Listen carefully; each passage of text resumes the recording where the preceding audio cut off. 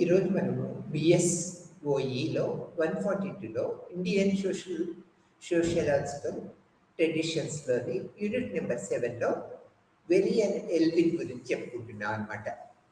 వెరియన్ ఎల్విన్ ఇతర దేశంలో పుట్టిన జీవితాంతము మన దేశంలోనే ఉండి గిరిజనుల అభ్యున్నతికి నిరంతరము కృషి చేసిన ఒక ప్రముఖుడిగా మనం చెప్పుకోవచ్చు.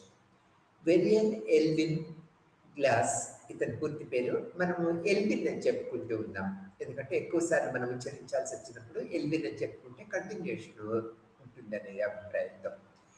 వెరియన్ ఎల్విన్ గ్లాస్ ఇతర దేశంలో పుట్టారు. మన దేశానికి వచ్చి మన దేశంలో స్థిరపడిపోయి మన దేశంలోనే వివాహం చేసుకొని నిరంతరము గిరిజనుల యొక్క అభ్యున్నతి కోసం పాటుపడిన ఒక ప్రముఖ మానవ శాస్త్రవేత్తగా మనం చెప్పుకోవచ్చు.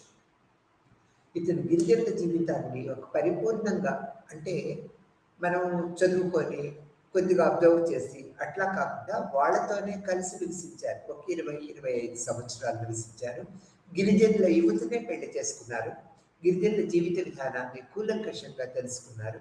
వాళ్ళ జీవిత విధానంలో ఉన్న సాంప్రదాయ పద్ధతులు, విలువలు, వాళ్ళ నమ్మకాలు, సాంప్రదాయ జీవిత విధాన ప్రక్రియ పద్ధతులన్నింటినీ కూడా ఆకలింపు చేసుకున్నారు. ఎందుకంటే ఇక్కడే వాళ్ళతోనే 25 సంవత్సరాలు ఉండటం వల్ల వాళ్ళలో పరిపూర్ణంగా కలిసిపోయి వాళ్ళ యొక్క మనుగడ ఏ విధంగా ఉంటుంది, వాళ్ళ యొక్క ఆశయాలు ఏ విధంగా ఉంటాయి, వాళ్ళ జీవిత విధానం ఏ విధంగా ఉంటుంది అనేది మన ప్రపంచవ్యాప్తంగా ఎక్కువగా మన ఇండియాలో గిరిజనుల యొక్క జీవన పరిస్థితుల్ని అర్థంలో చూపించినట్లు మనకు చూపించగలిగారు అనమాట. గిరిజనుల యొక్క అభ్యున్నతి కోసం పాటుపడిన ఒక ప్రముఖ వ్యక్తిగా మనం ఇతన్ని ఎప్పుడు చెప్పుకోవచ్చు. ముందు తరాలకి ఇతను ఒక మార్గదర్శిగా కూడా ఉన్నారని చెప్పుకుంటూ ఉన్నాం అనమాట. వెరియన్ ఎల్విన్ గ్లాస్ 1902లో జన్మించారు. ఒక స్వీయ నిర్మిత మానవ శాస్త్రవేత్తగా ఇతను పేరు పొందారనమాట. స్వీయ నిర్మిత మానవ శాస్త్రవేత్తగా పేరు పొందారని చెప్పడానికి తనంతట తానుగా గిరిజనులతో కలిసి నివసించి గిరిజనుల యొక్క జీవిత విధానాన్ని కూలంకషంగా తెలియపరిచిన ఒక వ్యక్తిగా మనం చెప్పుకుంటున్నాం. అందుకని తన యొక్క స్వీయ నిర్మిత మానవ శాస్త్రవేత్తగా మనం గుర్తించాలన్నమాట. తర్వాత మానవ శాస్త్రవేత్త మరియు పబ్లిక్ అతని కాలపు మేధావి సంస్కర్తగా మనం చెప్పుకోవచ్చు అనమాట. నెహ్రూ అడ్వైజ్ ప్రకారము, సర్దార్ పటేల్ యొక్క అడ్వైజెస్ ప్రకారము ఇది గిరిజనుల మీద ఇతను ఎంతో పరిశోధన గ్రంథాలు రాశారు. వాళ్ళ జీవిత విశేషాలన్నింటినీ కూడా అవపోసన పట్టారనమాట. ఆ తర్వాత వాళ్ళ జీవిత వైచిత్ర వివరాలు అన్ని కోణాల్లో నుంచి పరిశీలించి మనకు అందించారనేది మనం చెప్పుకోవచ్చు.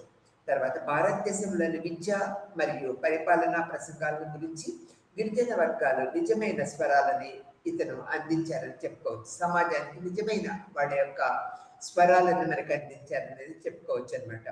భారత పౌరసత్వం తీసుకున్నారు, అంటే ఇక్కడే ఎక్కువ కాలం నివసించారని చెప్పుకున్నాం కదా.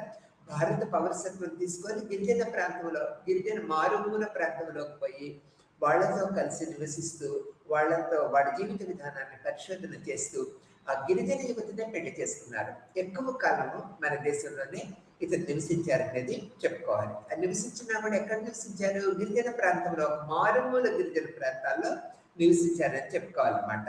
గిరిజన సమూహాల అభివృద్ధికి సంబంధించిన పరిపాలన మరియు అధికార స్థానాలని ఇతను ఆక్రమించారనే చెప్పుకోవాలి. మరియు దేశ నిర్మాణ ప్రక్రియల్లో అది గిరిజనుల జీవితంలోనే కాకుండా దేశ స్వాతంత్ర సమరంలో, దేశ నిర్మాణ ప్రక్రియలో కూడా ఇతను ప్రముఖ పాత్ర వహించారనేది మనము చెప్పుకోవడం తప్పదు. ఎందుకంటే మన యొక్క స్వాతంత్ర సమర పద్ధతుల్లో కూడా ఇతను చురుకుగా పాల్గొన్నారు. అన్ని అడ్వైజెస్ ఇచ్చారు, ప్రజలతో మమైకమయ్యారు, స్వాతంత్ర సమర పద్ధతుల్లోకి చురుకుగా పాల్గొన్నారని చెప్పుకోవచ్చు. ఎల్విన్ యొక్క 2 ప్రసిద్ధ గ్రంథాలను మనం తీసుకున్నట్లయితే లీవ్స్ ఫ్రమ్ ది జంగిల్ 1936లో ప్రచురించబడింది, మరియు the tribal world of the Verrier Elwin అనే గ్రంథం 1964లో ప్రచురించబడింది. ఈ 2 గ్రంథాలు ట్రైబల్స్ యొక్క జీవితాన్ని మనకి అన్ని సామాజిక వర్గాల్లో, అంటే అది మన దేశంలోనే కాక ఇతర దేశాల్లో కూడా ఈ యొక్క గిరిజనుల జీవిత విధానాలు ఎలా ఉంటాయి అనేది ఈ గ్రంథాల వల్ల, leaves from the jungle and the tribal world of the Verrier Elwin అనే పుస్తకాల్లో తన స్వీయ చరిత్రలో రాసుకున్నారు. తన స్వీయ చరిత్రలో అనేక రకాల గిరిజన సంగతులను, అనేక రకాల పద్ధతులని వాళ్ళ యొక్క జీవిత ప్రక్రియ పద్ధతులు మనకి తెలియపరిచిన వ్యక్తిగా, ప్రముఖ వ్యక్తిగా, తనే మానవ శాస్త్రవేత్తగా పేరు పొందారు. తనే మారుమూల ప్రాంతంలో పోయి గిరిజన ప్రాంతాల్లో కలిసి ఉన్నారు. వాళ్ళ జీవిత విధానాన్ని అంతటినీ కూడా ఇతరులు చెప్పినట్లుగా మానవ శాస్త్రజ్ఞులు ఎవరు చెప్పలేదనేది మనం నిర్విఘ్నంగా చెప్పుకోవాల్సిన పరిస్థితి ఉన్నదన్నమాట. అతని ఎథ్నోగ్రాఫికల్ ఖాతాలన్నీ కూడా ప్రముఖంగా పేర్కొనదగినవి. ఇతర సంస్కృతులు మరియు సందర్భాలను సూచిస్తూ తక్కువ పొందిక మరియు శాస్త్రీయ స్వభావంతో అందించిన సమాచారము మరియు వివరణ యొక్క పెద్ద మనకి గిరిజన సమాజంలో ఒక పెద్ద విజ్ఞానంగా మనము చెప్పుకోక తప్పదన్నమాట. ఎల్విన్ ఒకసారి అతను మలినస్కోవి స్కూల్ ఆఫ్ ద ఫంక్షనిజం యొక్క భక్తి గల శిష్యుడిగా, మలినస్కోవి అనే సామాజిక శాస్త్రవేత్త శిష్యుడిగా తనంతట తాను చెప్పుకున్నాడు అనమాట. తర్వాత అతను నవల రచయిత మరియు కవి. ఇతని యొక్క ప్రక్రియ అంటే తన స్వీయ చరిత్రలో అంతా కూడా ఒక నవల రచయితగా, ఒక స్వీయ ప్రక్రియా పద్ధతుల్ని ప్రవేశపెట్టి ఒక నవల రచయితగా, ఒక కవిగా, ఒక కథకుడుగా తనంతటి తనే ఒక పద్ధతిని ప్రవేశపెట్టారు. ఇతని యొక్క పద్ధతులన్నీ కూడా మన దేశంలో ఉన్న సామాజిక శాస్త్రవేత్తలు, మానవ శాస్త్రవేత్తలందరూ కూడా ఒక నవల రచయితగా, కవిగా, ఒక కవిత్వ ప్రక్రియను ప్రవేశపెట్టిన వ్యక్తిగా ఇతన్ని చెప్పుకుంటూ ఉంటారు. తన స్వీయ చరిత్రలో అన్నింటిలో కూడా ఒక కథా ప్రక్రియ పద్ధతులని ఇతను ప్రవేశపెట్టాడనేది మనం చెప్పుకోవాలన్నమాట. మానవ శాస్త్ర పద్ధతుల్లో ఒక కవిత, నవల, కథకుడుగా ఇతను ఒక పేరు పెట్టాడుగా మనం గుర్తించుకోవాల్సిన విషయం అనమాట. అతను ఒక నవల రచయితగా మరియు కవిగా, మానవ శాస్త్రవేత్తగా ముద్ర వేయించుకున్నారనమాట.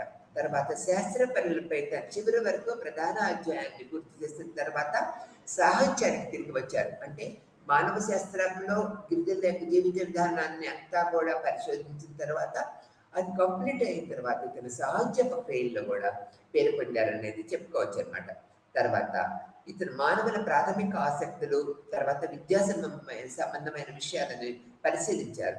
ఎల్విన్ వృత్తి ద్వారా కంటే దయతో మానవ శాస్త్రవేత్తగా పరిగణించబడ్డారనేది మనము చెప్పుకోవాలన్నమాట. మరియు విద్యార్థి కంటే ప్రేమికుడు, సాహిత్యము మరియు విజ్ఞాన శాస్త్రం మధ్య ఆక్రమించిన ఈ యొక్క కోణము అనేది ఒక వినూత్నమైనది, విశిష్టమైనదిగా మనము చెప్పుకుంటూ ఉన్నాం అన్నమాట. గిరిజన ప్రజల జీవిత ప్రపంచాలను మైనస్ ఎథ్నోగ్రఫీ వివరాలతో అనువదించడంలో అతని ప్రత్యేక సాహిత్యము, నైపుణ్యము, పదము యొక్క వాస్తవ అర్థంలో మందపాటి వర్ణనలతో రూపొందించడంలో దోహదపడింది అనేది మనం చెప్పుకోవాలి. ఎల్విన్ యొక్క అనుభవ ప్రపంచాలు పశ్చిమ మరియు తూర్పు సాహిత్యము మరియు సైన్సు, మతతత్వము మరియు సామాజిక పని, ఆధునిక మరియు ఫ్రీ మోడల్ ఏకకాలంలో నిమగ్నమయ్యారనేది మనము ఎల్విన్ ప్రక్రియ పద్ధతిలో మనం చెప్పుకోవాల్సిన విషయాలు ఉన్నాయన్నమాట. అనేక రకాల గ్రంథాలు రాశారు ఎల్విన్.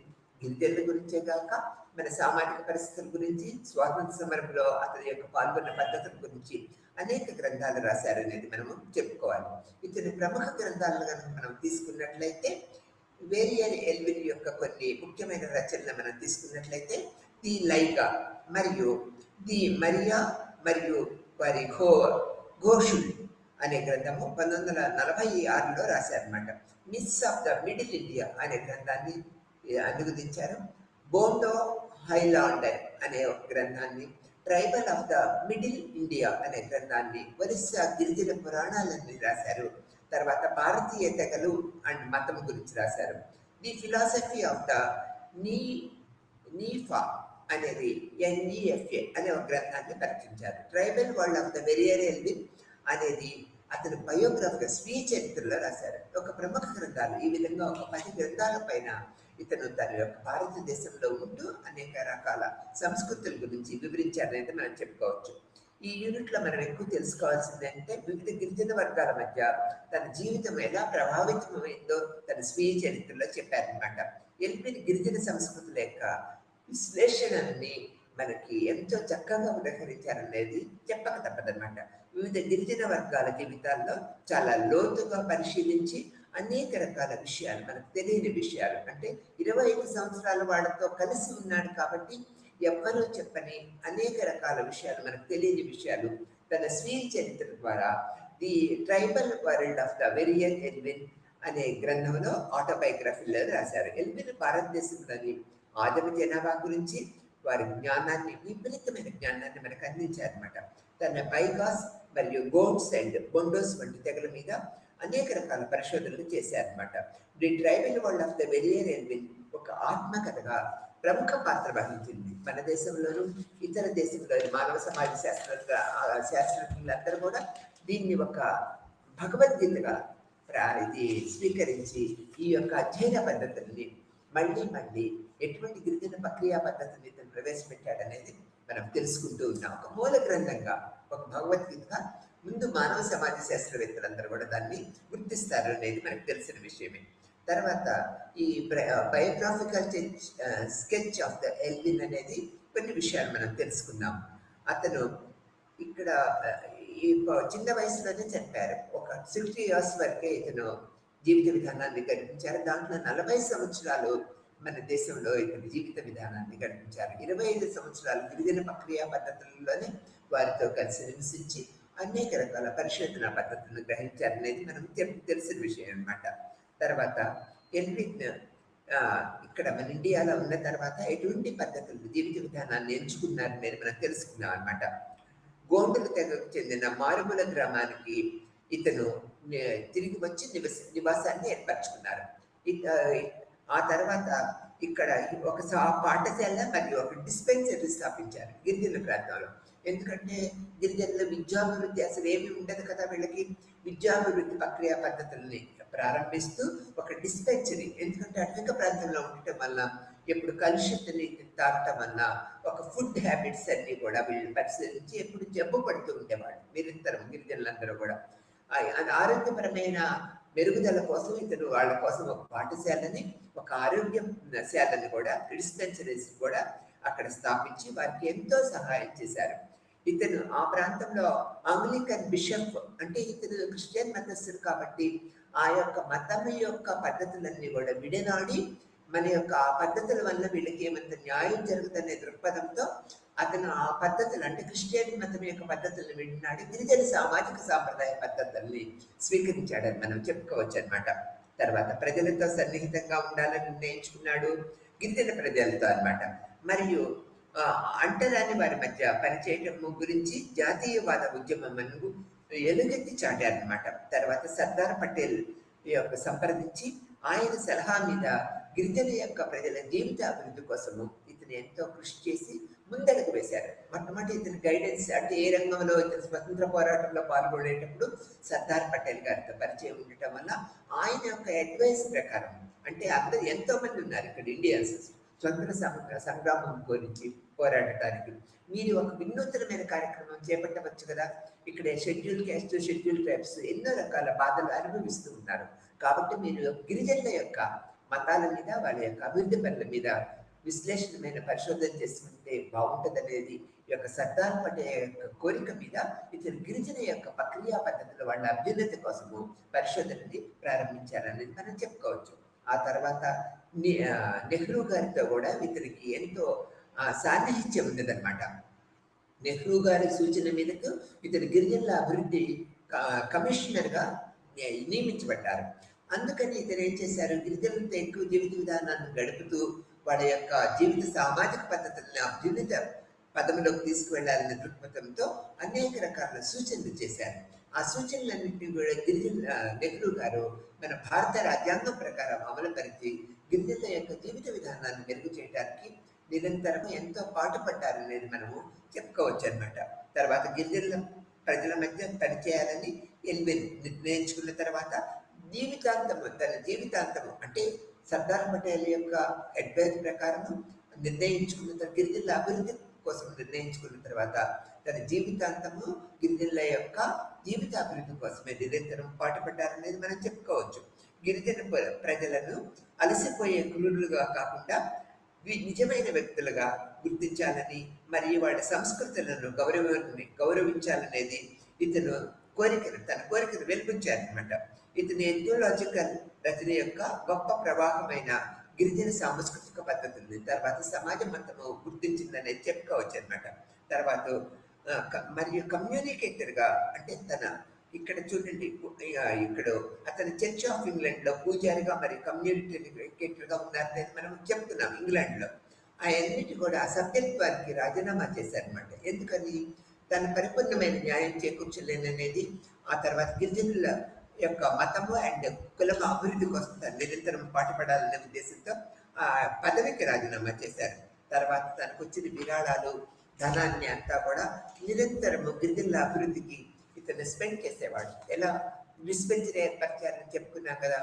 తర్వాత విద్యా అభివృద్ధి కార్యక్రమాల కోసము, వాళ్ళ యొక్క ఆరోగ్య సమస్యల కోసము, వాళ్ళ యొక్క జీవిత అభివృద్ధి కోసము అనేక రకాలుగా తనకు వచ్చిన విరాళాలని, తనకు సంపదనంతను కూడా వాళ్ళ కోసమే ఎక్కువ వెచ్చించేవారు అనేది మనం చెప్పుకోవచ్చు. పూణేలో చేరడానికి ఇక్కడ మిషనరీగా భారతదేశానికి ఇతను వచ్చాడు. పూణేలో ఉండి క్రిస్టియన్ మిషనరీ యొక్క అభివృద్ధి పనుల కోసం వచ్చారు.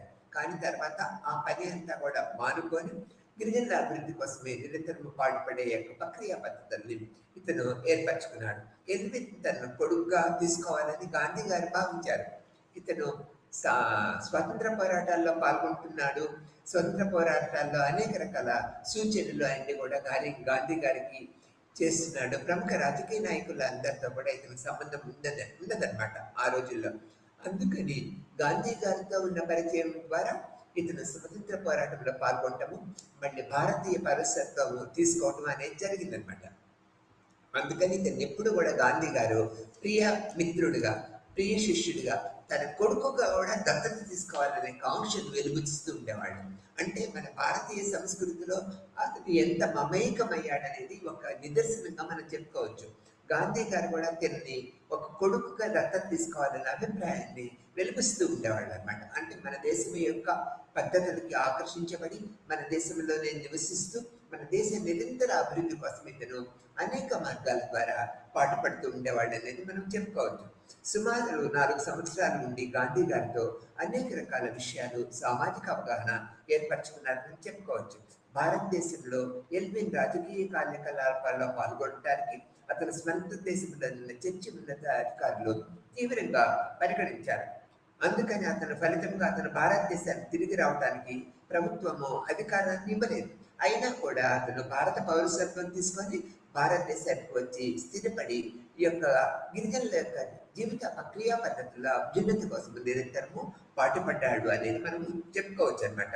1932లో గోండు తెగలోని తన నివాసంగా ఉండాలని నిర్ణయించుకున్నాడు. ఎల్విన్ తన స్నేహితుడు శ్యామరావు హివాలేతో కలిసి సెంట్రల్ ప్రావిన్స్ స్కూల్లోని మాండ్లా జిల్లాలో అడవుల్లో మారుమూల ప్రాంత గ్రామానికి వెళ్ళాడు. ఇది అతని కెరియర్లో ఒక నిర్మాణాత్మకమైన కాలంగా మనం చెప్పుకోవచ్చు అనమాట. అతను అక్కడ అడవుల్లో అత్యంత అట్టడుగు ఉన్న ప్రజల బాధలు, భారమైన జీవిత విధానము, పేదరికము పూర్తిగా మునిగిపోవాలని కోరుకున్నాడు అనమాట. అతను మధ్య భారతదేశంలో దాదాపు 20 సంవత్సరాలు గడిపారు. ఆ తర్వాత ఒక వ్యక్తి సైన్యము మరియు గిరిజన ప్రజల హక్కుల కోసము పూర్తిగా కట్టుబడి ఉన్న ఒక ఒత్తిడి సమూహములుగా ఎల్విన్ గిరిజన సమూహాన్ని కోరుకున్నారు. జనవరి 1954లో ఎల్విన్ తన భారత పౌరసత్వం తీసుకున్నారు. అదే సంవత్సరంలో అతను ఈశాన్య సరిహద్దుల్లోని కొండ తెగలపైన పనిచేయడానికి ప్రత్యేక పరిపాలనా బాధ్యతతో భారత ప్రభుత్వము మానవ శాస్త్ర సలహాదారుడుగా నియమించిందనమాట. ఇతన్ని మానవ శాస్త్ర సలహాదారుడుగా భారత ప్రభుత్వం నియమించిందనమాట. ఈ అడ్మినిస్ట్రేషన్ ప్రాజెక్ట్ వరకు షిల్లాంగ్ వెళ్ళి ఆ ప్రాంతంలో నివసించే గిరిజన వర్గాల కోసము మిస్టర్ నెహ్రూ సువార్త అని పిలవటానికి అతను ఇష్టపడే ప్రచారకర్తగా 1 దశాబ్దం పాటు పనిచేశారనేది మనం చెప్పుకోవచ్చు. మిస్టర్ నెహ్రూ సువార్త అనే ప్రక్రియ పద్ధతుల్లో ఇతని జీవిత విధానాన్ని గడిపాడనేది మనం చెప్పుకోవచ్చు అనమాట. తర్వాత ప్రతిష్టాకర మానవ శాస్త్రవేత్త అతడు చేసిన సేవలు గుర్తించి మన భారత ప్రభుత్వం ప్రతిష్టాపరమైన పద్మభూషణ్ మరి అనేక రకాల పథకాలని మన ఇతని యొక్క కృషికి బహుమతి ఇచ్చింది. మన భారతదేశంలో మొట్టమొదట పద్మభూషణ్ యొక్క బిరుదును స్వీకరించిన ఒక విదేశీయుడుగా మనం చెప్పుకోవచ్చు. అనేక కార్యక్రమాల్లో, అనేక ప్రక్రియ పద్ధతుల్లో అనేక రకాల పథకాలను ఇతను భారత ప్రభుత్వం నుంచి స్వీకరించాడనేది మనం చెప్పుకోవచ్చు అనమాట. తర్వాత ఇక్కడ ఎల్విన్ చరిత్రకారుడు మరియు రచయితగా మనం చెప్పుకున్నాం కదా. ఒక చరిత్రకారుడుగా గిరిజనుల యొక్క జీవిత విధానాన్ని మనకి విస్తృతంగా ప్రపంచవ్యాప్తంగా మనకి వెలుగు చూపాడు. తర్వాత ఒక సామాజిక కార్యకర్తగా ఈ మిషనరీగా, గాంధేయవాదిగా, సోషల్ వర్కర్గా, కార్యవర్గము, బ్యూరోక్రాట్ మరియు భారతీయుడు ఎల్లప్పుడూ మరియు అత్యంత ప్రఖ్యాతిగాంచిన రచయిత, గొప్ప వ్యక్తిగా ఇతను పేరు పొందారనమాట. తర్వాత అద్భుతమైన నిష్పత్తులను ఇతను ప్రకాశింపచేశారనమాట. ఎల్విన్ మొత్తం శ్రేణి కళా ప్రక్రియలో పనిచేశారు. అతను కవిత్వము, మతపరమైన కరపత్రాలు, వివాదాంశమైన పద్ధతులన్నీ కూడా రాశారు. అంటే మన ఇండియాలో, భారతదేశంలో ఉన్న సామాజిక శాస్త్రవేత్తలు మరియు మానవ శాస్త్రవేత్తలు కొన్ని రకాల అభిప్రాయ భేదాలు ఎల్విన్ మీద వెలుబుచ్చారనమాట. తర్వాత ఎల్విన్ తన జీవితము ఎంపికకు మార్గనిర్దేశం చేసే ఆలోచనలను ఐక్యతగా చూడాలని కోరుకున్నాడు. జనవరి 1928లో ఇటలీలో రిలీజియన్ ఫెలోషిప్ సదస్సు కోసము సబర్మతిని సందర్శించి భారతదేశానికి వచ్చినప్పుడు అతను ఇలా వ్రాశాడు: నేను అక్కడికి చేరిన క్షణం నుంచి నేను నాశనమయ్యాననే అభిప్రాయాన్ని ఏర్పరచుకున్నారు. చాలా కాలంతో పాటు సానుభూతితోనే తోటి ప్రయాణికుడుగా నేను ఇప్పుడు గొప్ప శిష్యుడిగా అయిపోయాననేది మళ్ళీ ఇండియా వచ్చిన తర్వాత ఇతను తెలియపరచుకున్నారు అనమాట. భారతీయుడిగా పునర్జన్మ పొందినట్లుగా ఎల్విన్ భావిస్తూ ఉండేవాడు. అంటే ఆ దేశం నుంచి మళ్ళీ తిరిగి వచ్చిన తర్వాత పరిమితం కాలేదు. ఇతను ఒక గిరిజన తెగ అభివృద్ధికే పరిమితం కాకుండా కంప్లీట్గా ఒక 25 years అక్కడ ఉండి గిరిజన తెగ యొక్క సంస్కార పద్ధతులన్నీ ఒక బుక్ రూపంలో ప్రచురించిన తర్వాత అతను ఆక్స్ఫర్డ్ యూనివర్సిటీలో వివిధ కవిత్వాలపై బహుమతులను కూడా పొందాడనేది మనకు తెలుసు. కవిత్వ రచనా ప్రక్రియలు, సాహిత్య ప్రక్రియలు ఇతను ప్రారంభించారనమాట. తర్వాత మరాఠీ పాఠను పూనాలో వచ్చిన తర్వాత అతను తెలుగు జ్ఞాపకాలు మరాఠీ నేర్చుకోవటము నా భాషా పాఠశాలలో ఎక్కువ భాగము హిందూ ఆధ్యాత్మిక తత్వశాస్త్రము, వేదాంత శాస్త్రాల మీద మక్కువ ఏర్పరచుకున్నారు. పూనా వచ్చిన తర్వాత మరాఠీ కూడా నేర్చుకున్నారు. ఇతర భాషల మీద ఇతనికి అన్ని రకాల పటుత్వం ఉన్నది. ఈ విధమైన పద్ధతిలో భారతదేశం పట్ల అతని నిబద్ధత ఎంత బలంగా ఉందో అతను స్వతంత్ర భారతదేశం యొక్క మొదటి ప్రధానమంత్రి జవహర్ లాల్ నెహ్రూ చేత ఈశాన్య సరిహద్దు ఏజెన్సీ కోసము గిరిజన వ్యవహారాల సలహాదారుడుగా నియమించబడ్డారు. నెహ్రూ చేత గిరిజన విషయాల గిరిజన యొక్క వ్యవహారాల సలహాదారుడుగా నియమించబడ్డారు. తర్వాత ఇతని యొక్క ఎల్విన్ గిరిజనుల గురించి విస్తృతమైన అధ్యయనాన్ని ప్రసిద్ధి చేశారు అన్నమాట. తర్వాత కొన్ని ప్రధాన రచనలు గిరిజన జీవితము మరియు గుర్తింపులపై దృష్టి కేంద్రీకరించారని మనం చెప్పుకోవాలి. అతని విధానము మరియు పరిశోధన విధానము అనేక మంది మానవ శాస్త్రవేత్తలని చైతన్యపరిచింది. ఒక మార్గదర్శిగా కూడా ఇతను ఉన్నారనేది మనం చెప్పుకోవచ్చు అన్నమాట. గిరిజన సంస్కృతి స్వయం ప్రతిపత్తికి ఎల్విన్ చేసిన కృషి వెన్నలేనిది, విలువ కట్టలేనిదిగా మనం చెప్పుకోవాలి. 1932లో ఎల్విన్ గోండుల మధ్య నివసించడానికి వెళ్ళి తర్వాత రాజకీయాల నుంచి సమాజ సేవ మరియు మానవ శాస్త్రం వైపు పడ్డారు. గిరిజనులతో కలిసి జీవించడం ఎల్విన్ యొక్క సుదీర్ఘమైన కోరికగా మనం తెలియపరచుకున్నాం. ఎక్కువ కాలము ఒక మానవుల ప్రాంతమైన గిరిజన ప్రాంతంలో నివసించడానికి తను స్థిర నిర్ణయం ఏర్పరచుకున్నారు. 1940లో ఒక గోండు అమ్మాయిని వివాహం చేసుకొని ఎక్కువ కాలము జీవిత విధానాన్ని, వివాహ వ్యవస్థని కూడా పునర్నిర్మించుకున్నారనేది మనం చెప్పుకోవచ్చు. ఈశాన్య భారతదేశంలో గిరిజన సంఘాల గురించి అనేక ఆ వ్యక్తుల మధ్య ఎల్విన్ ఎక్కువ కాలం గడిపారని చెప్పుకోవచ్చు. 1939 నుంచి 42 వరకు కూడా ఈ యొక్క ఈశాన్య భారతదేశంలో గిరిజన సమూహాల గురించి పరిశోధన చేస్తూ ఆ మధ్య కాలం అక్కడ గడిపారనేది మనము తెలియపరచుకోవచ్చు అన్నమాట. తర్వాత ఇతను బస్తర్ మరియు ఒరిస్సాలో చాలా కాలం పాటు చదువుకున్నారు. తర్వాత గిరిజన సంఘాలలో అతను ఒక మధ్యవర్తిగా ఉండి వారి ఆలోచన ప్రకృతులను సమాజానికి తెలియపరిచి సమాజ అభివృద్ధి కోసము నిరంతరము కృషి చేసేవాడు. ఎందుకని మధ్యవర్తిగా ఉన్నారు?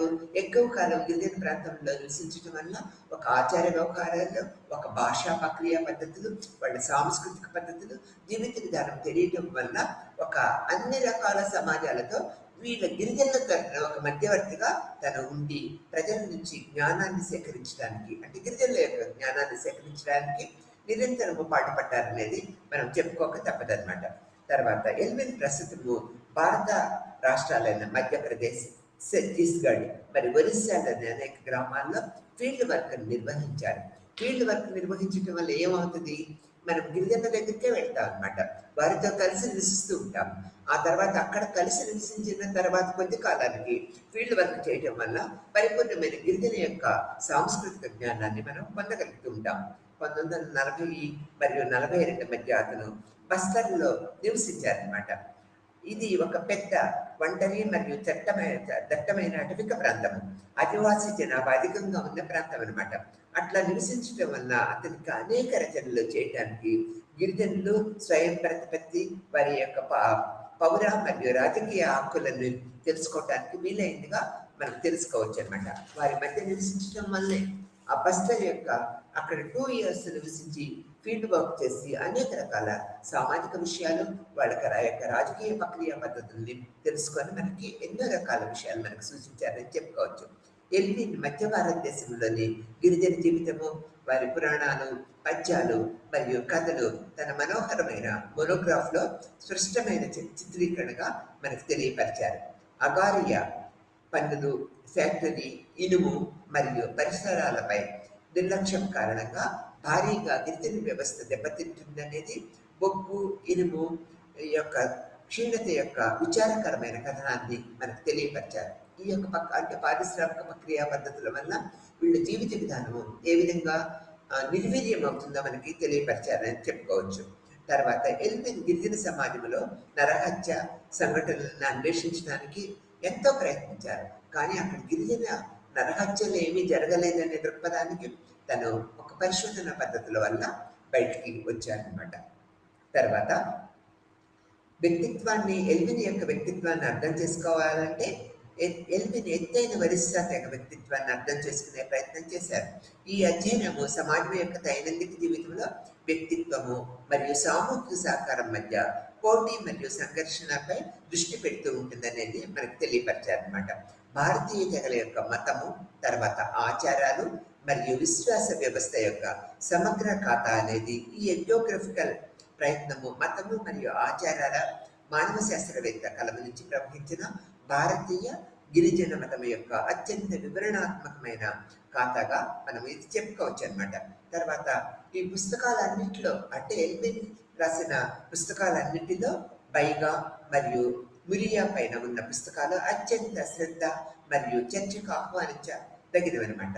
మానవ సమాజ శాస్త్రవేత్తలందరూ కూడా ఈ 2 అధ్యయనాలను రచయిత మరియు కమ్యూనిటీల మధ్య సన్నిహిత సంబంధము ప్రతిబింబిస్తూ ఉంటాయని, ప్రజలతో ఎక్కువ కాలం కలిసి ఉండటం వల్ల ఈ భావాలన్నీ కూడా వెలువచ్చగలిగారనే అభిప్రాయానికి మానవ సమాజ శాస్త్రంలో ఎల్విన్ యొక్క గిరిజన యొక్క స్వీయ చరిత్ర ప్రక్రియ పద్ధతుల్లో తన అభిప్రాయాల్ని వెలువచ్చారన్నమాట. 1943లో అనేక గిరిజన సంఘాల హక్కులు మరియు వారి ఆర్థిక భద్రత మరియు రక్షణ పట్ల వారి యొక్క ఆందోళన మనకి ఎల్విన్ అటవిక్ వనరులపై వారి యొక్క హక్కులని పునరుద్ధరణ మొదలైన విషయాల మీద అంటే ఎందుకంటే ఇవన్నీ కూడా తెలియపరిచారు అన్నట్లయితే నెహ్రూ గారు గిరిజనుల యొక్క వ్యక్తిగత అభివృద్ధి ప్రక్రియ పద్ధతులు ఇతను కమిషనర్గా నియమించారు కదా. అందుకని వారి మీద అన్ని రకాల ఆర్థిక జీవిత విధానాలు, మళ్ళీ యొక్క జీవిత విధాన ప్రక్రియ పద్ధతులు, మత సంస్కారాలు, సామాజిక నియమాలు, వాళ్ళ యొక్క గిరిజనుల విలువలన్నీ కూడా తన స్వీయ చరిత్రలో తెలియపరిచారనేది చెప్పుకోవచ్చు. ఇతని అనుభవం మీద, ఇతని యొక్క ప్రక్రియ పద్ధతులు, పరిశోధన, ఫీల్డ్ వర్క్ మీద ఆధారపడి అంటే కమిషనర్గా నియమించబడ్డారు కదా, గిరిజనుల తెగల యొక్క అభివృద్ధికి భారత ప్రభుత్వము నెహ్రూ ఎంతో కృషి చేసి ఈ యొక్క గిరిజనుల యొక్క జీవిత విధానాన్ని ఎల్విన్ సిద్ధాంతపరమైన అంశాల మీద ఆధారపడి ఎంతో అభివృద్ధి పదవిలోకి తీసుకువెళ్ళారనేది మనం చెప్పుకోవచ్చు అనమాట. గిరిజనుల భూమి అన్యక్రాంతం కాకుండా, తర్వాత అటవిక సంపద నష్టం కలగకుండా, గిరిజనేతరులు ధనదాతలు మరియు అధికారుల దోపిడీకి గురికుండా అనేక రకాల సూచనలు ఎల్విన్ మనకు తెలియపరిచారనమాట. అంటే ప్రభుత్వానికి తెలియపరిచారు సమాజానితో పాటు. తర్వాత యాక్షన్ ఓరియంటెడ్ ఆంథ్రోపాలజిస్ట్గా మారటానికి ఇతను పేరు పొందారనమాట.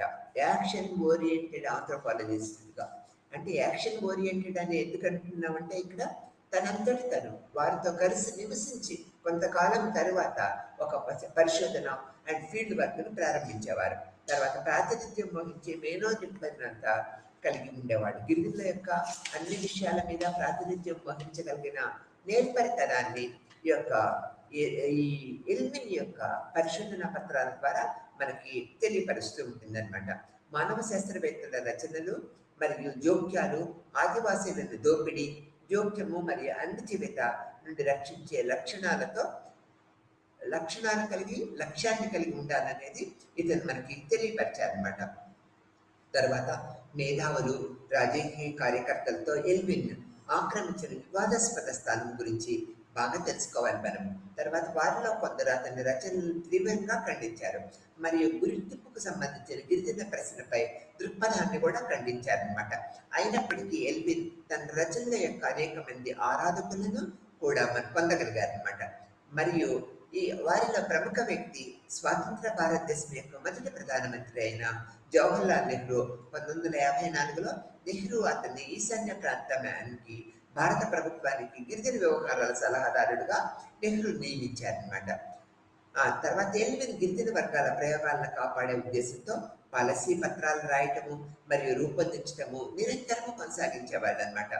ఈశాన్య ప్రాంతంలో తన పదవీ కాలంలో ఎల్విన్ యొక్క 2 పుస్తకాలు, a philosophy for the NEFA తర్వాత మరియు a new deal for the tribal India 1963లో చదివి అనేక రకాల ఈ 2 పుస్తకాలు ఒక గిరిజన సాంస్కృతిక పద్ధతుల్ని మనకి సమాజంలో వెలుగు తెచ్చాయనేది చెప్పుకోక తప్పదన్నమాట.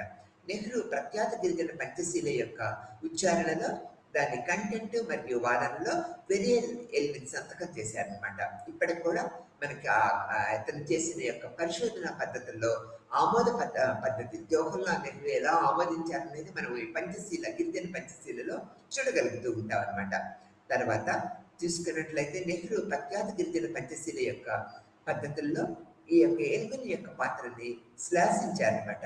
స్వాతంత్రానంతరము భారతదేశంలో గిరిజనుల గుర్తింపు మరియు జాతి సమైక్యత సమస్యలపై వివాదాలలో ఎల్విన్ యొక్క నిశ్చితార్థము అంటే ఒక నిశ్చితమైన మనోభావాలను మనం తెలుసుకుంటూ ఉంటాము. గిరిజన సంభాషణలో రాజకీయ మరియు సాంస్కృతిక స్వయం ప్రతిపత్తి కోసము గుర్తింపు మరియు గుర్తింపు ఆధారిత ఉద్యమాల ప్రభావం మనకు ఎల్విన్ ఏ విధంగా ప్రభావితం చేశాడు సమాజంలో అనేది మనము అనేక ప్రక్రియ పద్ధతుల్లో తెలుసుకుంటూ ఉంటాం అనమాట.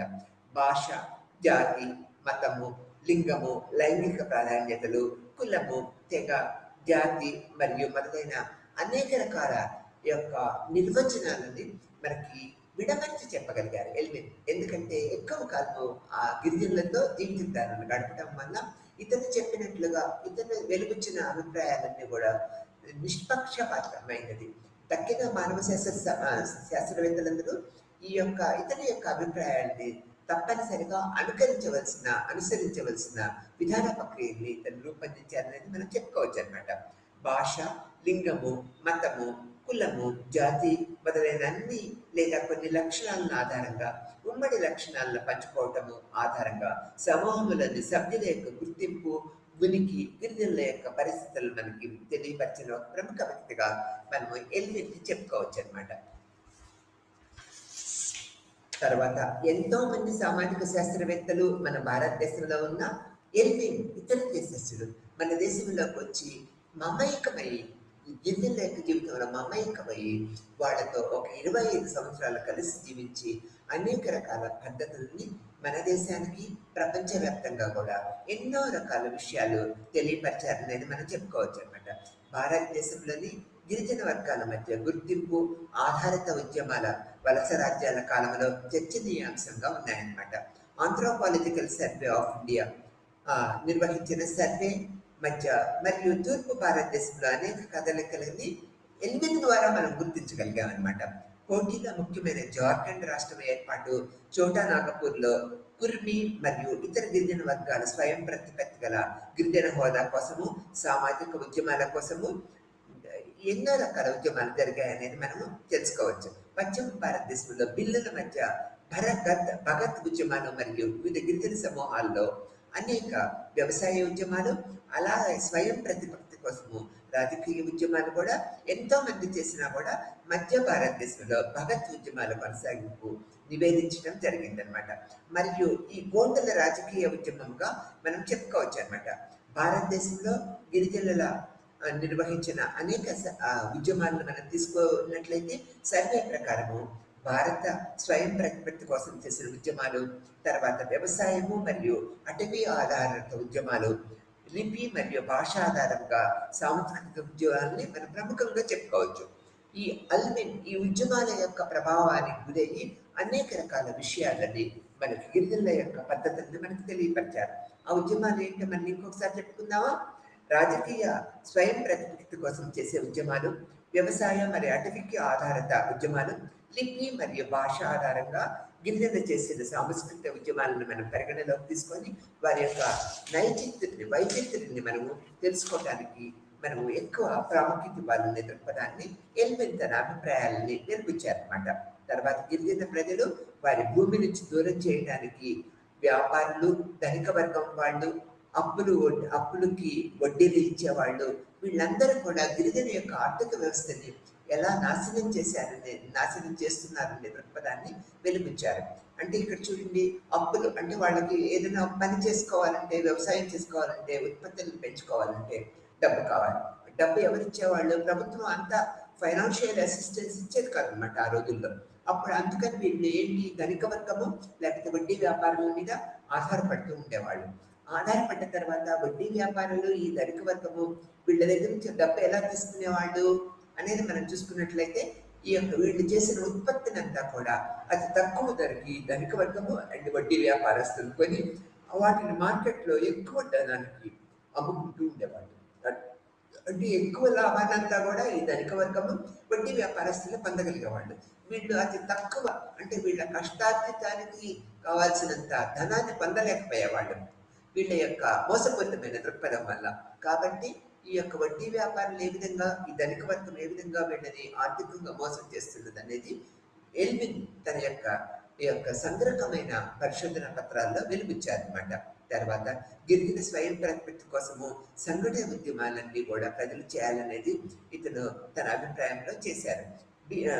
బీట్వా ముండా 1900 సంవత్సరంలో 1900 అనేక రకాల సందర్భాల ఉద్యమాలు చేసి వీళ్ళందరూ కూడా ఈ ముండా ఉద్యమాల ద్వారా జైలుకు కూడా వెళ్ళారు. అంటే గిరిజనుల అభివృద్ధి కోసం వీళ్ళు పాటుపడ్డారనేది మనం చెప్పుకున్నాం కదా. ముందు చెప్పిన ఉద్యమాలు ఏ విధంగా చేసి ఉన్నాయి, ఈ యొక్క రైతుల కోసము, స్వయం సమృద్ధి కోసము, ఆర్థిక వ్యవస్థ మెరుగుదల కోసం అనేక రకాల ఉద్యమాలు చేసి వీళ్ళు జైలు శిక్షలు కూడా పొందారు. ఇవి అన్నీ కూడా ఈ యొక్క మన యొక్క రచయిత అయిన ఎల్విన్ యొక్క పరిశోధన పద్ధతుల వల్ల మనం సామాజిక పరంగా అనేక విషయాలు తెలుసుకున్నాం అనమాట.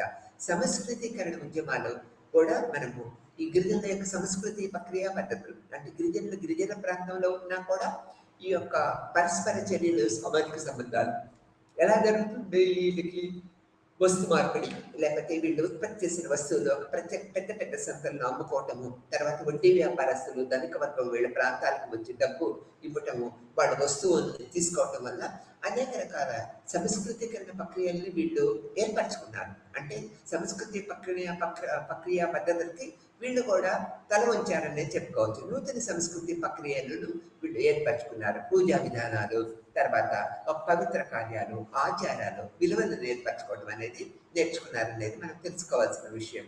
ఈ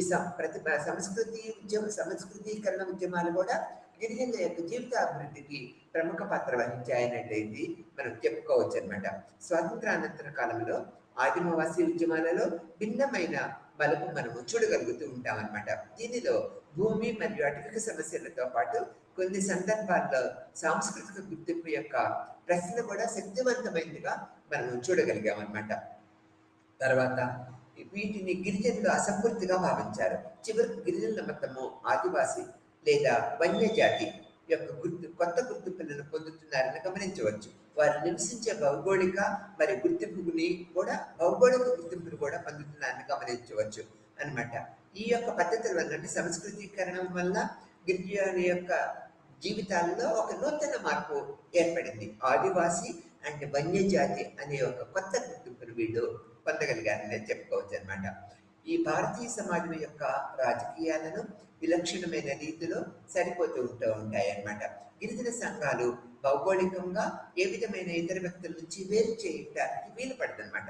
వాళ్ళ యొక్క ప్రత్యేకమైన ప్రాంగణాల్లో, ప్రాదేశిక పద్ధతుల్లో వాళ్ళ జీవిత విధానాన్ని కొనసాగిస్తూ ఉండేవాళ్ళు అనేది మనం తెలుసుకోవాల్సిన విషయం. కానీ ఈ యొక్క ఆ రాష్ట్రాల్లో సమూహ మైదానాల్లోని రాష్ట్రాల్లో అభివృద్ధి చెందని ప్రాంతాల్లో వీళ్ళు నివసిస్తూ ఉండేవాళ్ళు. కానీ వారి యొక్క ప్రాంతాల నుంచి గిరిజనేతరులు చొరబాట్లకు లోనవుతూ ఉండేవాళ్ళు. అవి అందుకని వీళ్ళు నిరంతరము దోపిడీకి గురవుతూ ఉండేవాళ్ళనమాట. అంటే వీళ్ళకి మనం ఏం చెప్పుకుంటూ ఉంటాము, గిరిజన ప్రాంతాల గురించి మనం ప్రాదేశిక స్థిరత్వం ఉండదనేది మనం చెప్పుకుంటూ ఉంటాం అనమాట. ఈ ప్రాదేశిక స్థిరత్వం లేకపోవటం వల్ల ఏం జరుగుతూ ఉంటుంది, వీళ్ళు నిరంతరము అక్కడ అటవిక సంపద క్షీణించి అంటే తగ్గిపోతూ ఉందనుకోండి, వేరొక ప్రాంతాన్ని ఎంచుకుంటారు. అక్కడ మైదాన ప్రాంతాల్లో ఉండి వ్యవసాయము, అటవిక సంపదల్ని స్వీకరించటము, ప్రముఖ యొక్క సంతల్లో అమ్మటము, మళ్ళీ వాళ్ళకి కావాల్సిన నిత్యావసర వస్తువులు తీసుకోవడం అనేది జరుగుతూ ఉండేది. అందుకని వీళ్ళు నిరంతరము వడ్డీ వ్యాపారులు, ధనిక వర్గము, ఈ యొక్క వ్యాపారస్తులు అంటే ఎవరైతే వీళ్ళకి పెట్టుబడి పెట్టి ముందుకు తీసుకువెళ్తున్నారో వీళ్ళ యొక్క వ్యాపారస్తుల యొక్క పద్ధతులకి వీళ్ళు తలవంచుకుంటూ ఉండేవాళ్ళు. అంటే ఆర్థిక వ్యవస్థాపక క్రియా పద్ధతులు మెరుగుదలగా లేకపోవటము, నిరంతరము మార్పులు చేర్పులు చేసుకోవటం అనేది జరుగుతూ ఉండేది. ఆదివాసీలకి స్వయం ప్రతిపత్తి అనేది తక్కువగా ఉంటుంది అనేది మనకు తెలిసిన విషయమే. తమ తను పరిపాలించుకోవటము, తమను కాపాడుకోవటము, తమ యొక్క ఆర్థిక వ్యవస్థ పరచుకోవటం అనేది, ఎందుకని ఆర్థిక వ్యవస్థ సక్రమంగా లేకపోవటం వల్ల స్వయం ప్రతిపత్తి కూడా క్షీణత అనేది గురవుతూ ఉంటుంది అనమాట. ఆర్థిక ఇక్కడ స్వయం ప్రతిపత్తి చాలా తక్కువగా ఉంటుంది అనేది ఆల్విన్ యొక్క పరిశోధన పద్ధతులు మనం తెలుసుకున్నాం అనమాట. తర్వాత గిరిజన సమూహాలపై ఎల్విన్ రాసిన రచనలు మానవ శాస్త్రము మరియు విధాన రూపకల్పనకి రెండింటికి కూడా కీలకమైన మార్గంగా మనం చెప్పుకోవచ్చు అనమాట. ఈ డిబేట్ లో ఎల్విన్ బిఎన్ గుర్రే యొక్క ప్రధాన ప్రత్యర్థిగా మనము పేర్కొన్నారనమాట. గుర్రే గిరిజన సంఘాలను హిందూ మతంలో భాగాలుగా పరిగణించాలని మరియు వారి యొక్క హిందూ మతపరమైన గుర్తింపుతో అనుసంధించాలని గుర్రే కోరుకున్నారు. అంటే తన యొక్క అంటే సామాజిక శాస్త్రవేత్తగా గుర్రే యొక్క అభిప్రాయాలు వేరు, ఇక్కడ ఎల్విన్ యొక్క అభిప్రాయాలు వేరు. ఎందుకంటే ఇక్కడ ఎల్విన్ ఏం చెప్తున్నారు, ఇక్కడ గిరిజన సంఘాలు హిందూ మతంలో ఒక భాగంగా తయారయ్యారని చెప్తున్నారు. కానీ ఇక్కడ మనం చూసుకున్నట్లయితే సాంస్కృతికరణ ప్రక్రియ గిరిజనలో జరుగుతూ ఉంటుంది, కానీ అనుకున్నంత గుర్తింపు అనేది ఏమి ఉండదనేది ఎల్విన్ యొక్క అభిప్రాయం. సాంస్కృతిక ప్రక్రియ పద్ధతులకి సాంస్కృతిక ప్రక్రియ పద్ధతులు ఏర్పరచుకోవడంలో కూడా వీళ్ళు చాలా వెనుకబడి ఉన్నారు. ఎందుకంటే వాళ్ళ యొక్క నియమ నిబంధనలకు కట్టుబడి ఉన్నారు తప్పితే నూతన రూపకల్పన, నూతన మార్పులను వీళ్ళు ఇమీడియట్ గా అంటే త్వరగా గ్రహించలేకపోతూ ఉన్నారనేది ఎల్విన్ యొక్క అభిప్రాయం అనమాట. తర్వాత మతానికి భిన్నముగా, హిందూ మతానికి భిన్నముగా సామాజిక సమాజిక సృష్టిని కలిగి ఉన్నాయని ఎల్విన్ వాదించారు. ఇతర మతాలన్నీ కూడా సామాజిక స్ఫూర్తిని, సామాజిక సృహని కలిగి ఉన్నాయన్నమాట. ఈ యొక్క సామాజిక సమాజిక స్ఫూర్తికి కలిగి ఉన్నాయి, భిన్నమైన పద్ధతుల్లో కలిగి ఉన్నాయనేది ఎల్విన్ మనకు తెలియపరిచారు. ఈ తర్వాత సంస్కరణ వ్యతిరేకి అని అనేక ఎల్విన్ యొక్క సంస్కరణలు చూసి కొంతమంది మన సామాజిక శాస్త్రవేత్తలు అండ్ మానవ సామాజిక శాస్త్రవేత్తలు సంస్కరణకి వ్యతిరేకి అనే ఒక ఇతని అభిప్రాయాన్ని కొన్నింటిని తిరస్కరించారనేది మనం చెప్పుకోవచ్చు తప్పదన్నమాట. మతంలో గొప్ప గిరిజన ప్రపంచంలో ఆధునికత మరియు అభివృద్ధికి తీసుకువస్తుందని విశ్వసించే గిరిజన సంఘాలను క్రైస్తవ మతంలోకి మార్చాలనే వారి ఆలోచనలపై ఎల్విన్ క్రైస్తవ మిషనరీలపై తీవ్రంగా మండిపడ్డారు, తీవ్రంగా దాడి చేశారనమాట. అంటే స్వతంత్ర పోరాటంలో జరుగుతున్న టైంలో బ్రిటిష్ వాళ్ళ పరిపాలన విధానం అనేది మన దగ్గర ఇక్కడ ఉన్నదనమాట. ఎక్కువ మంది క్రైస్తవ మిషనరీలందరూ కూడా ఈ అన్ఎడ్యుకేటెడ్గా ఉంటారు కదా, వీళ్ళకి చైతన్యవంతమైన జీవితాన్ని అందించాలనే దృక్పథంతో ఈ క్రైస్తవ మిషనరీలు వీళ్ళ మీద ఒత్తిడికి గురి చేస్తూ ఉండేవాళ్ళు, మానసిక ఒత్తిడికి గురి చేస్తూ ఉండేవాళ్ళు, సామాజిక సాంప్రదాయాలకి నిరంతరం ఆటంకం కలిగిస్తూ ఉండేవాళ్ళు. ఈ యొక్క పద్ధతిని, ఈ యొక్క క్రైస్తవ మిషనరీల పద్ధతుల్ని ఎల్విన్ ఖండించారు, తిరస్కరించారు. వాళ్ళ యొక్క అంటే గిరిజనుల యొక్క సాంప్రదాయ పద్ధతులను మనం గౌరవించాలి, కానీ వాళ్ళ మీద ఒత్తిడి అంటే ఇటువంటి మత మార్పిడి ఒత్తిడి ఏర్పరచకూడదనే అభిప్రాయాన్ని తను ధైర్యంగా వెలిగించారనేది మనం చెప్పుకోక తప్పదన్నమాట. తర్వాత సమాజ స్ఫూర్తికి భంగం కలిగిస్తూ ఉన్నారు మిషనరీస్ అన్ని కూడా. కొత్తగా మత మార్పిడి చేసిన వారిని మత మార్పిడి చేసి వాళ్ళని బాధ పెడుతున్నారు అనేది ఎల్విన్ గుర్తించి ఈ క్రైస్తవ మిషనరీల మీద తన యొక్క కఠినమైన వైఖరిని తెలియపరిచారు. ఎప్పుడు కూడా గిరిజనుల యొక్క సాంస్కృతిక పద్ధతిని దెబ్బతీసే మత ప్రక్రియ పద్ధతులని ప్రవేశపెట్టకూడదు అనేది క్రైస్తవ మిషనరీస్ మీద తిరుగుబాటుని ఏర్పరిచారు అనేది మనం చెప్పుకోవచ్చు అనమాట. ఇక్కడ మనము నెహ్రూ గారు, జవహర్లాల్ నెహ్రూ గారు ఇతని యొక్క గిరిజనుల అభ్యున్నతి కోసము ఒక కమిషనర్ వేసింది, ఒక వ్యవహార అంటే కమ్యూనికేటర్గా, సలహాదారులుగా నియమించారని మనం చెప్పుకున్నాం కదా. నెహ్రూ యొక్క గిరిజన పంచశీల పద్ధతులు ఏ విధంగా ఉన్నాయో, అంటే ఈ యొక్క సలహాదారుడుగా అతను ఎటువంటి ప్రక్రియ పద్ధతులు ముందుకు తీసుకువెళ్ళారు, మన యొక్క భారతదేశంలో గిరిజన అభివృద్ధికి ఏ పాటుపడ్డారు అనేది మనం ఇక్కడ తెలుసుకుందాం అనమాట. ఈ యొక్క నెహ్రూ యొక్క గిరిజన పంచశీల పద్ధతుల్లో మనం తీసుకున్నట్లయితే ప్రజల వారి స్వంత మేధావి రేఖ వెంట అభివృద్ధి చెందాలి, మరియు వారిపై ఏదైనా బలవంతం అనేది చేయకూడదు. వారి స్వంత సంప్రదాయ కళలు మరియు సంస్కృతిని అన్ని విధాలా ప్రోత్సహించాలనేది ఈ యొక్క ప్రముఖ మొదటి పాయింట్లో చెప్పారనమాట. తర్వాత భూమి మరియు అడవిపై గిరిజనుల హక్కులని మనం గౌరవించాలనేది చెప్పారు. తర్వాత అభివృద్ధి పనులు చేయడానికి వారి సొంత వ్యక్తులతో కూడిన బృందాన్ని శిక్షణ ఇవ్వాలనేది చెప్పారనమాట. తర్వాత సాంకేతిక సిబ్బంది వీళ్ళ గిరిజనులకు సహకరించాలనే దృక్పథాన్ని వెలుబుచ్చారు. ఒకటి, బయట వ్యక్తులు గిరిజన భూభాగంలో ప్రవేశపెట్టడం అనేది అంత మంచిది పద్ధతి కాదనేది యొక్క ఎల్విన్ తన అభిప్రాయాన్ని వెలుబుచ్చారు. తర్వాత ఈ ప్రాంతాల్లో ఎక్కువ నిర్వహించకూడదనేది, కొత్త పథకాలతో ముంచెత్తకూడదు అనేది, అంటే కొత్త పథకాలు వీళ్ళ మీద ఎక్కువ గుమ్మరించడం చేయకూడదనేది, స్వంత సామాజిక మరియు సాంస్కృతిక వ్యవస్థల్లో పోటీ పడకుండా ఇతను ఉండాలని పేర్కొన్నాడు. ఫలితాల అంచనాలు వేయాలి, కానీ గణాంకాలు లేదా ఖర్చు చేసిన డబ్బుల ద్వారా కాదు, కానీ పరిమాణాలు మానవ స్వభావం యొక్క నాణ్యత బట్టి పేర్కొనాలని చెప్పారు. అంటే మార్పును మనం పరిగణలోకి తీసుకోవాలి, కానీ మనం ఇన్ని కోట్ల డబ్బులు ఖర్చు పెట్టాము, ఇంత అభివృద్ధి పథకాలను చేపట్టాము అనే దృక్పథాన్ని విడనాడాలని చెప్పారు. ఈ యొక్క పంచశీల పద్ధతులన్నీ కూడా ఎల్విన్ యొక్క మానసిక స్థితి నుంచి అతని గిరిజనుల అభివృద్ధి కోసము ఏ విధంగా చేయాలనేది మనం ఇక్కడ ప్రస్ఫుటంగా చూడగలుగుతూ ఉన్నాం అన్నమాట. ఎల్విన్ ఖాతాలలో పునరావృతమయ్యే అంశం ఏమిటంటే, గిరిజనేతర బయట వ్యక్తులు రాష్ట్రము లేదా ఇతర బాహ్య జోక్యాలను నిర్వహించకూడదనేది, వారు నిర్వహించే సంస్థలు మరియు సాంప్రదాయాలను వల్ల కలిగే హింస మరియు దుర్వినియోగం వల్ల గిరిజన సమగ్రతను నాశనం చేయడం జరుగుతున్నదనేది ఎల్విన్ యొక్క రచనలు ఎల్లప్పుడూ గిరిజన సంఘాల ప్రయోజనాలకు మద్దతునిస్తూ ఉంటాయన్నమాట. తర్వాత ముఖ్యంగా గిరిజన సంస్కృతి మరియు గుర్తింపు యొక్క సాపేక్ష స్వయం ప్రతిపత్తి నిర్వహణ కోసము అతనికి అభివృద్ధి సమస్యలపై గిరిజన జీవితాల్లో రాష్ట్ర జోక్యము, సమాజ ప్రయోజనాలను మరియు వారి ప్రాధాన్యతలను అనుగుణంగా ఉండాలి, కానీ గిరిజనుల పంచశీల తయారీలో నెహ్రూపై అతని ప్రభావము దాని కంటెంట్ మరియు ఉచ్చారణలో ప్రతిఫలిస్తూ ఉంటుంది. ఇప్పటికి కూడా మనం చూడగలుగుతూ ఉన్నాం అనమాట. ఇందులో గిరిజన సంఘాల గొంతులు లోతుగా ఎల్విన్ ప్రభుత్వ పరంగా తెలియపరిచారనేది చెప్పుకుంటూ ఉన్నాం అనమాట. ఆ తర్వాత ఫీల్డ్ వర్క్ చేయడంలో ఎల్విన్ నైపుణ్యము సాటి లేనిదిగా చెప్పుకున్నాం. ఎవరి మీద ఫీల్డ్ వర్క్ చేశాడు ఇతను ఎల్విన్? గిరిజనుల జీవితాల మీద ఫీల్డ్ వర్క్, అనేక ప్రక్రియ, అనేక కోణాల్లో ఫీల్డ్ వర్క్స్ నిర్వహించారనమాట. ఎందుకంటే అతను ఒక నిర్దిష్ట గ్రామము లేక అటవీ భూమిలో ప్రవేశించి ఫీల్డ్ వర్క్ చేయలేదు.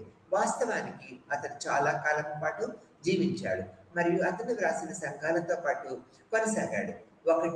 వాటిలో ఒకటిగా మారారు, కానీ పుస్తక పద్ధతులు మరియు మానవ శాస్త్ర పరిశోధన యొక్క సాంకేతికతపై ఆధారపడకుండా ఎల్విన్ తన రచనలో కమ్యూనిటీలతో జీవించిన అనుభవాన్ని, వారి సొంత స్వరాలు మరియు ఆసక్తులతో కృత్రిమంగా ఎల్విన్ తన ఆత్మకథలో, నాకు ఆంథ్రోపాలజీ అంటే ఫీల్డ్ వర్క్ అని అర్థం కాదు, అది నా జీవితం అంతా అర్థము లేదా మానవ శాస్త్రం యొక్క సారాంశమైన ప్రేమ అనేది వెలిపించారనమాట.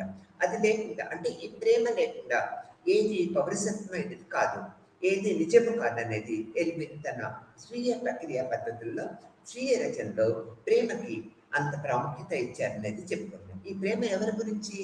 గిరిజనుల గురించి అనేది తను చెప్పుకున్నారనమాట.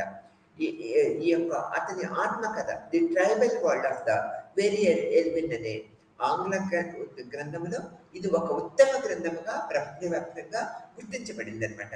సాహిత్య అకాడమీ యొక్క అవార్డును కూడా పొందింది. ఇతను భారతదేశంలో సాహిత్య అకాడమీ అవార్డు పొందిన, పద్మభూషణ్ అవార్డు పొందిన ప్రముఖుడుగా చెప్పుకోవచ్చు. అనేక రకాల సంస్థల నుంచి, అంటే సామాజిక సంస్థల నుంచి అనేక రకాల ప్రశంసా పత్రాలు, అనేక రకాల ఈ యొక్క గౌరవ బిరుదులను కూడా ఇతను పొందగలిగాడు. ఇతను క్రమశిక్షణ లేని రచయితగా మన సామాజిక శాస్త్రవేత్తలు చెప్తూ ఉంటారు. ఎందుకని క్రమశిక్షణ రచయితగా చెప్పారు అన్నట్లయితే, మనం అభిప్రాయం తీసుకున్నట్లయితే ఇతను స్వేచ్ఛాపూరితమైన మనోభావాల్ని తెలియపరిచేవాడు. అందుకని ఇతనేంటి రచనా ప్రక్రియలో మానవ సమాజ శాస్త్రము, సమాజ శాస్త్రంలో ఇతను తన అభిప్రాయాల్ని నిష్కృష్టంగా చెప్తూ ఉంటాడు. కానీ సమాజాన్ని అంతగా పరిగణనలోకి తీసుకోలేదు, సామాజిక పద్ధతుల్ని అంత పరిగణనలోకి తీసుకోలేదనే దృక్పథాన్ని తెలిపించారనేది మనం ఇక్కడ తెలియపరచుకుంటూ ఉన్నాం అనమాట. ఎల్విన్ పద్ధతుల్లో మనం తీసుకున్నట్లయితే 2 రకాల ప్రసిద్ధ గ్రంథాలను రాశారు. ప్రకృతి వేడుకలపై ప్రసంగాలతో పాటు కవిత్వము మరియు అందం యొక్క సౌందర్య విభాగాలని ఇతని యొక్క కవిత్వ పరిచలనా పద్ధతుల్లో మనకు చూడవచ్చు అనమాట. ఈ యొక్క శైలీ శాస్త్రం తర్వాత ఎల్విన్ యొక్క ఆధ్యాత్మికత మరియు గిరిజన జీవితాల పట్ల సున్నితత్వము తరచూ మనకు కనిపిస్తూ ఉంటుంది అనేది చెప్పుకోవచ్చు. కవిత్వం ద్వారా మానవ శాస్త్రానికి వచ్చిన ఎల్విన్ ఒక మానవ శాస్త్రవేత్తకి అతని సౌందర్య భావనలకు ఇచ్చిన శాస్త్రీయ హేతుబద్ధత తీసుకురావడానికి నిరంతరము పాటుపడ్డాడనేది మనం చెప్పుకోక తప్పదన్నమాట. ఈ విధమైన ప్రక్రియా పద్ధతుల్లో ఎల్విన్ అనేక రకాల సామాజిక రూపకల్పన రచయితగా, శాస్త్రవేత్తగా, కవిగా, సాహిత్య ప్రక్రియా పద్ధతులతో లేకపోతే మానవ సమాజ శాస్త్రవేత్తగా అనేక రకాల ప్రక్రియా పద్ధతులు ప్రవేశపెట్టి ఎనలేని సామాజిక గౌరవాన్ని, గిరిజన సమాజాల యొక్క గౌరవాన్ని ప్రపంచవ్యాప్తంగా ఎలుగొందిన వ్యక్తిగా మనం చెప్పుకోవచ్చు అన్నమాట. ఎల్విన్ ప్రసిద్ధ గ్రంథాలు అనే మనం చెప్పుకున్నాం కదా. Tribal world of the Verrier Elwin అనే గ్రంథము 1964 వచ్చింది. ఓన్లీ ఈ గ్రంథం అంతా కూడా గిరిజనుల యొక్క జీవిత విధానాన్ని మనకు తెలియపరచడానికి మొత్తం స్వీయ చరిత్రలో రాసుకున్నారు. అంటే అతను ఇక్కడ భారతదేశం వచ్చిన తర్వాత 25 సంవత్సరాలు గిరిజనుల జీవితాల్లో ఈ గిరిజనులతో జీవితం గడిపిన తర్వాత, గిరిజనుల గోండు యువతని వివాహం చేసుకున్న తర్వాత, పంచశీల నెహ్రూ ప్రోద్బలంతో గిరిజనుల సమూహానికి ఒక కమ్యూనికేటెడ్గా ఉండటం వల్ల అనేక రకాల నూతన విషయాలు మానవ సమాజ శాస్త్రము ద్వారా ఇతను మనకు ప్రపంచవ్యాప్తంగా మానవ సమాజ శాస్త్రము, భారతీయ మానవ సమాజ శాస్త్రాల్లో కూడా ఇతను ప్రముఖ పాత్ర వహించారు. అనేక రకాల వ్యాసాలు, అనేక రకాల పరిశోధనా ప్రక్రియ పద్ధతులు తర్వాత ఈ గ్రంథం ద్వారా మనం చెప్పుకుంటున్నాం కదా, the tribal world of the Verrier Elwin అనే స్వీయ గ్రంథం ద్వారా గిరిజన జీవితాలని మనకి కళ్ళకు కట్టినట్లుగా మనకి ఏర్పరిచారనేది మనం చెప్పుకోవచ్చు. ఎంతోమంది మానవ శాస్త్రవేత్తలు ఉండొచ్చు, ఎంతోమంది సామాజిక శాస్త్రవేత్తలు ఉండరు. ఇంతగా ఫీల్డ్ వర్క్తో పాటు మమైకమయ్యి గిరిజన సామాజిక వ్యవస్థని వెలుగులోకి తెచ్చిన వ్యక్తిగా మనం ఇతన్ని ఎప్పటికి కూడా మర్చిపోలేము. ఒక ప్రత్యేకమైన మానవ సమాజ శాస్త్రజ్ఞుడిగా ఎల్విన్ మన హృదయాలలో, మన సామాజిక ప్రక్రియ పద్ధతిలో ఎప్పుడు మొదటి పీఠంగా మనం చెప్పుకోవచ్చు, మొదటి వ్యక్తిగా మనం చెప్పుకోవచ్చు. మానవ సామాజిక శాస్త్రవేత్తలందరికీ కూడా ఎల్విన్ ఒక మార్గదర్శిగా, ఒక సంస్కర్తగా, ఒక జీవిత విధానాన్ని, సాహిత్యపరమైన జీవిత విధానాన్ని, కవిత్వపరమైన, సౌందర్యపరమైన ఒక మానవ సమాజ శాస్త్రాన్ని మనకు అందించాలనే దాంట్లో ఎటువంటి సందేహం లేదనమాట. తర్వాత అతను మలినిష్కో ఈ ఫంక్షన్ నిజానికి కూడా ఎక్కువ భూతుడయ్యారని చెప్పుకోవచ్చు. అతను ఒక నవలా రచయితగా, ప్రముఖ కవిగా ఎంతో పేరు ప్రఖ్యాతలని సంపాదించుకున్నారన్నమాట. ఎల్విన్ విద్యా సంబంధమైన అర్థవంతమైన ప్రక్రియ పద్ధతుల్ని మనకి వెలువరించారు. తర్వాత ప్రాథమికంగా ఆసక్తికి ఉన్న అక్షరాల మనిషిగా మనము ఇతను చెప్పుకోవచ్చు అనమాట. ఈ విధమైన ప్రక్రియ పద్ధతులు మనం చూసినట్లయితే ఎల్విన్ చేసిన కృషి ఎంతో గొప్పదిగా మనం తెలియపరచుకుంటూ ఉన్నాం అనమాట. ఏ విధంగా అన్నట్లయితే మనం అనేక రకాల పద్ధతుల ద్వారా మనం ఎల్విన్ జీవిత విధానాన్ని మనం తెలియపరచుకోవచ్చు. ఇక్కడ మనం ఎల్విన్ గ్లాస్ అనే ఒక ప్రముఖ మానవ శాస్త్రవేత్తగా మనము నిరంతరము ఇతన్ని గుర్తించుకుంటూ ఉంటాం. ఎలా అంటే ఇంగ్లాండ్ నుంచి వచ్చారు, ఆక్స్ఫర్డ్ యూనివర్సిటీలో చదువుకున్నారు. తర్వాత మన భారతదేశం వచ్చారు, గాంధీతో సత్సంబంధాలు కలిగి ఉన్నారు. గాంధీ గారు కూడా ఇతన్ని ఒక దత్తపుత్రుడిగా స్వీకరించారు అన్నట్లయితే మన భారతదేశం మీద ఇతని యొక్క ప్రేమను మనం గుర్తించుకోవచ్చు. తర్వాత భారత పౌరసత్వం తీసుకున్నారు. తర్వాత సర్దార్ పటేల్ అండ్ జవహర్లాల్ నెహ్రూ యొక్క అభిప్రాయాలను గౌరవిస్తూ అతను ఒక మారుమూల గిరిజన ప్రాంతాలకు వెళ్ళి వాళ్ళ యొక్క జీవిత విధానాన్ని పరిశోధించారు. అనేక రకాల గిరిజన యొక్క జీవిత విధాన నమూనాలన్నింటినీ కూడా మనకి సమాజానికి వెలుగెత్తి చూపారు.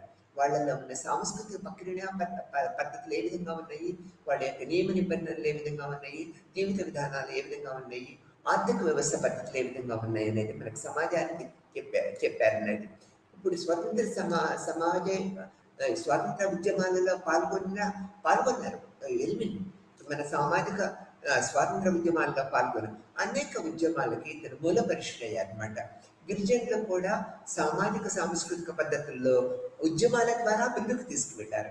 నిరంతరము వాళ్ళ యొక్క అభ్యున్నతి కోసము అక్షరాస్యత, సాహిత్యం, జీవిత విధానము, తర్వాత సాంస్కృతిక పద్ధతుల్ని నిలబెట్టాలనేది, వాళ్ళ యొక్క భూములని అంటే ఒక ప్రదేశాన్ని వాళ్ళకి స్థిరత్వాన్ని ఏర్పరచాలనే దృక్పథంతో అతను ప్రభుత్వానికి ఎన్నో సూచనలు చేశారు.